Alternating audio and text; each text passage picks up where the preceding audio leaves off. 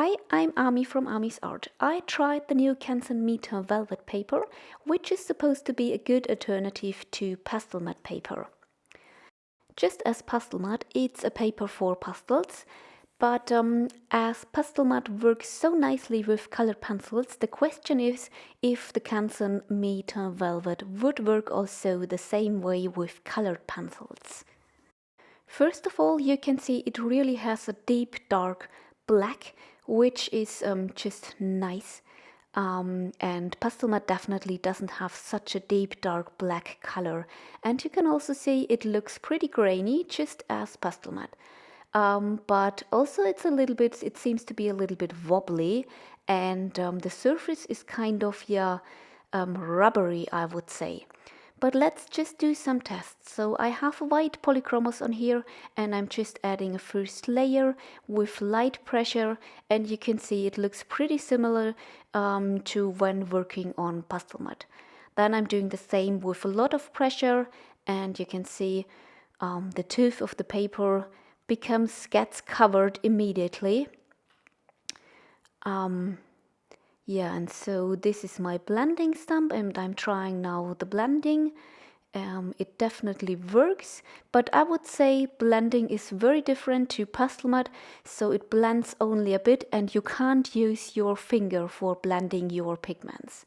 So you need something like a blending stump, and then it works somehow, but not as nicely as on pastel matte. Now I'm trying to add another layer on top, a bit of texture, imitating a few hairs, and I can definitely say I need a lot more pressure now to get these hairs whiter, and I'm blending them again, and again you can see it just blends a little bit, only a teeny tiny bit, but not really, it doesn't get really smudged as you know it from pastel matte. This is my Museum Acrylic White, and I can even get some whiter lines on top with that pencil. Also, if I use it with a lot of pressure, it shows up much whiter than the polychromos does. This is pretty much the same as on pastel matte, so the Museum Acrylic White is definitely a whiter pencil. But we can use this if we want to draw with white pencils on this black paper only. So the polychromos pencil for the grays and the Museum Acrylic White for the whitest whites. So just some more tests again. I'm trying now to use a few colors. So just adding a light base because I want the colors to be really as bright as possible. So I'm adding a light white base with polychromos white, and then some color goes on top.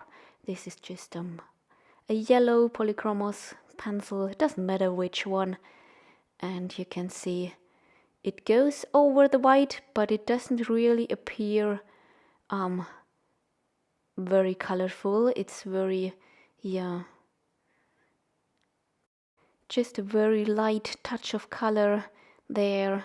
And if I use more pressure now, you can see it doesn't get more saturated, but instead, surprisingly, the paper seems to be already saturated, which is not really good at all. I'm trying to blend it a little more, but I'm afraid I won't get many more layers on top.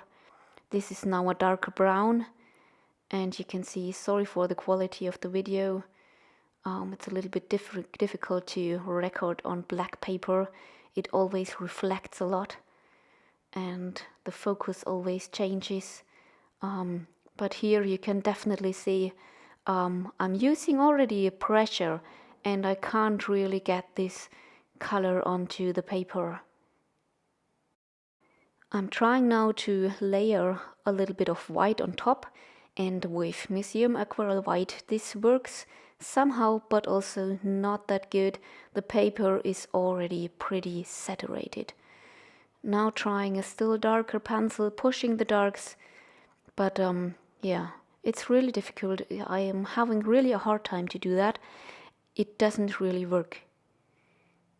Also trying to tone the yellows down now with orangey brown, but Yeah, you can hardly see this layer. The paper is definitely saturated now. Now really trying it even with black, but also black is not really appearing dark. So it seems as this paper doesn't really work with colored pencils. I'm sorry to tell you this. Just a few more efforts, but it just doesn't work. Now using the yellow pencil alone, without the white underpainting, and yeah. But if you want to get it, yeah, just yellow, you have to press a lot and then the paper is already saturated.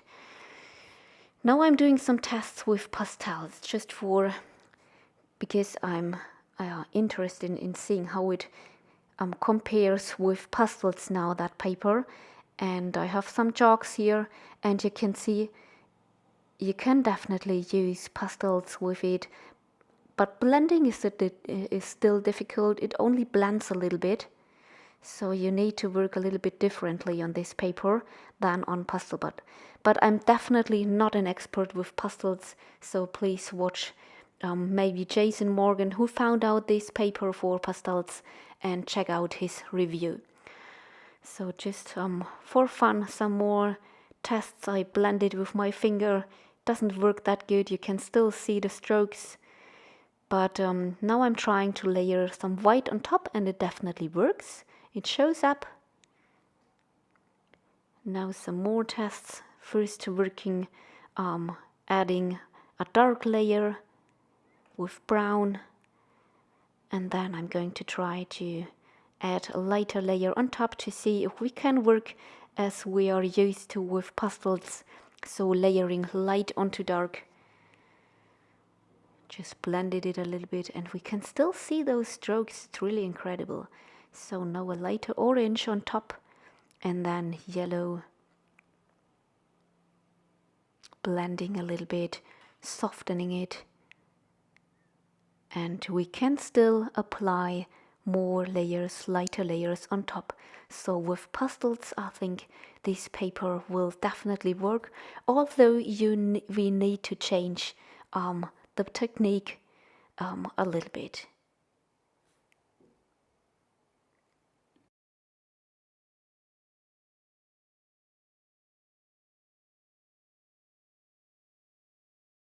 So just finishing this little try.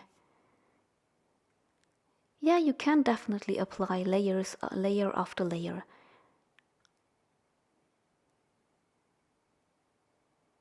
And still the lighter color goes on top after all these layers. Now another try. So I want to do a base with white pastel, and then I'm going to add colored pencil on top, blending it with my blending stump.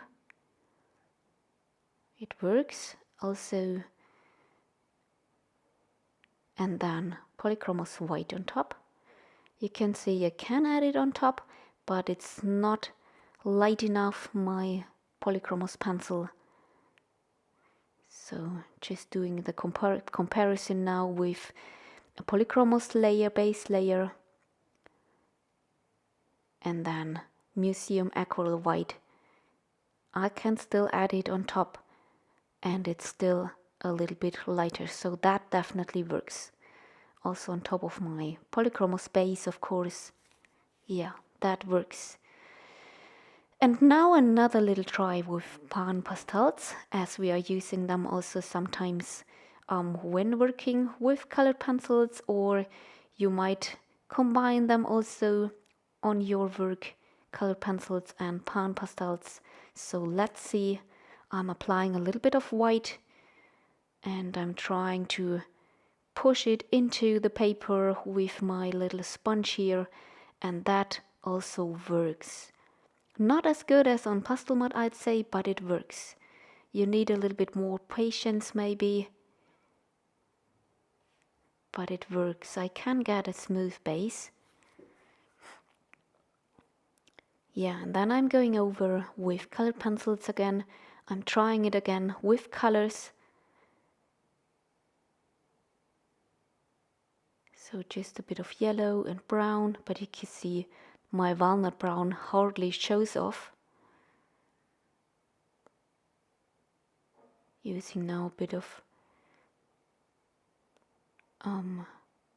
brown ochre. Yeah, not really good, you can see it. And it's the same as with my first test with colored pencils only on this paper. The paper seems to be saturated immediately with those two or, yeah, very, very few layers. And the colors don't show up, yeah, very saturated, just a very, yeah, gentle touch of them we can see there. So the paper doesn't seem to work with, yeah, oily and waxy pigments that well. It really seems to work with pastels only, I can say. Doing the same now with my white pencils, and I will try to do a piece now with white pencils on this black paper, because I think we don't need that many layers with that technique, and it could work working with white pencils only on this black pencil, on this black paper, sorry. But first another little try, mixing in another pan pastel color, and I can definitely mix them together so that works as well. So I think it's now enough with testing, and as I found that the white pencil technique works somehow on this paper, I definitely want to do now a little sample piece. So I decided to draw a little small snow leopard now with white color pencils. So one polychromos pencil and one museum aquarelle white pencil.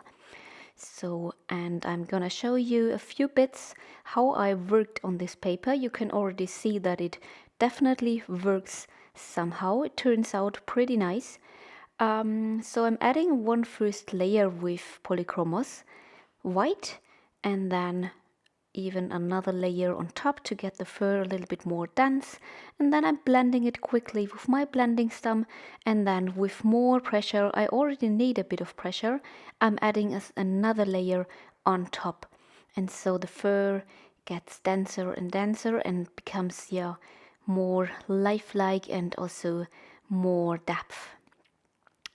So the polychromos pencil is now finished, so I can't get whiter hairs on top, so it remains pretty grayish when using it. So I definitely need now another pencil, which is the Museum Aquarelle White, and you can see I can still add many lighter hairs on top and achieve much more depth with it right now.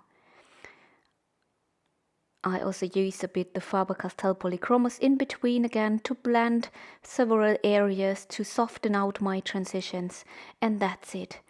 So just adding another little section, and also sometimes I'm using a bit of luminance black to correct my darks, but we don't really need to darken the darks. The paper is really black enough, so that's just nice, and I definitely like that. Yeah, so at the very end, I want to summarize my review of this paper a little bit for you. So, as I said before, it's really very, very dark and very, very black. It's a little bit wobbly and also rubbery, the feeling, but nevertheless, it's also grainy like pastel matte. It only takes a very, very few layers. So it's really not recommended to use it for colored pencil drawings, so for really colored pencil drawings, if you understand what I mean. This is the only technique that worked for me, so drawing with white pencil, because I definitely only needed a few layers, and that was okay for that paper. So if you want to work with more layers, you definitely should keep on using your pastel matte. the white pencil really shows up nicely, especially the Museum Aquarel white pencil. Faber-Castell polychromos pencils instead not, so they are, yeah, really just they're very light, have a light appearance, and yeah, you can use this for these black and white drawings. It's definitely fine to achieve all those grays. Yeah, but for color drawings, the polychromos pencils are definitely not good for drawing on this Canson Mi Teintes Velvet paper. Also, the problem is that the paper is saturated so quickly, and so it's really hard. We can't get many layers on it, and this really makes it very hard to draw with colored pencils on it. Also, you need pretty much pressure, much more than on pastel mat. So if you don't mind using a bit of a heavy hand for your second and third layer, then this paper might good for you if you're searching for a really black paper where you can work with white color pencils on it. Yeah, it's totally different, of course, with pastels. I won't test this out as I'm not a pastel artist. So, yeah. And last point, which is a little bit negative, is that blending is much harder than on pastel mat. It can be definitely also an advantage if you don't, yeah, like to blend much, so the drawings don't smudge that much. Yeah, so this was my little review. I hope this was helpful for you. You're welcome to leave me a comment below if maybe you have also tried this paper and want to share your experience with it. But for so far, I won't recommend buying this paper for colored pencil.